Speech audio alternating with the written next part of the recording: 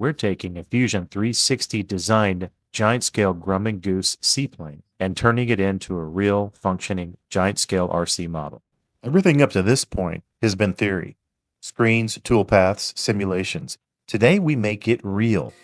We're taking our Fusion 360 machining files, loading them into WinCNC, and firing up a Camaster Panther to start CNC carving a giant scale Grumman Goose from solid foam. This is where the rubber meets the road. In the previous videos of this series, we made design changes both in Plasticity CAD and then brought the model in to Fusion 360, where we began using the machining functions of Fusion 360 to create CNC toolpaths. This one here is where we actually turn on the CNC and start making real physical parts. So let's dive in. This is the WinCNC interface, and I'm going to go through a startup series on the Camaster Pro, and I'll show you by circling which buttons I'm pushing, and you'll be able to see how the startup runs on this machine. First, I'll hit the Initialize button, and you will see the machine running over, and it's going to reach to its stop limits. And I would have continued the film when it hit the secondary stop limit straight at me, but it knocked my camera over. Anyway, you get the idea. Second, I want to warm this spindle up. So we click on this button, and for about 5 minutes, this guy just runs, gets those bearings nice and lubed. And then it's time to install the milling bit. Unfortunately, there's not an automatic tool changer, so we're doing this the old school way with a wrench. Not just any wrench, but a torque wrench. You'll see a little arrow here. I got to put it in the right direction so that when I feed it in here and press, I get just the right pop. And I know that that bit is secured without over tightening. Next, I'm going to use the function to measure my tool. Now, this is not finding 0 for the machine. This is telling the machine where the end of its tool bit is.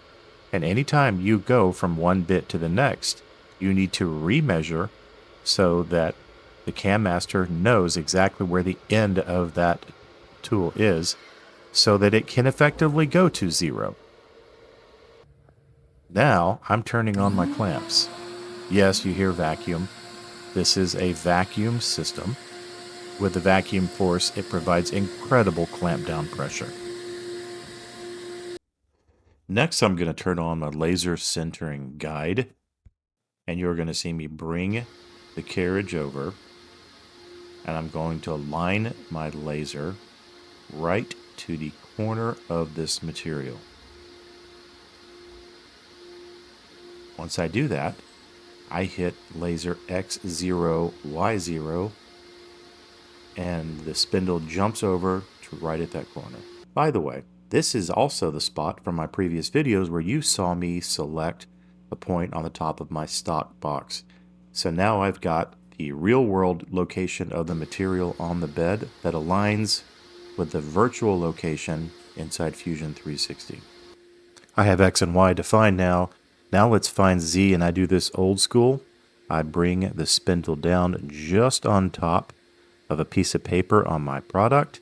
And when I feel an appropriate amount of drag underneath that bit, then I click 0Z, and I'm exactly where I want to be on that stock top. Now we're down to loading the Gcode. So here it is. I'm opening it and bringing it in, and you see it in the display on the lower right. From there, we will come up, and I will run a simulation right here in WinCNC, and the simulation tells me that everything looks okay.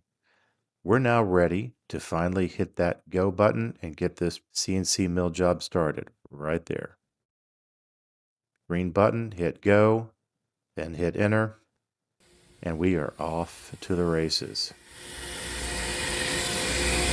So congratulations, guys. Now you know the bare minimum of what it takes to get a machine like this up and running. But if you haven't seen the video previously, where we took Fusion 360 and defined all of the manufacturing processes to create that Gcode, I invite you to please go back and take a look at that. I know you'll find it interesting. And in upcoming videos, it's time to start doing some assembly here. So stay tuned. We'll talk about that. Plus, we'll step back in to Fusion 360 to use joints designing some retractable landing gear systems.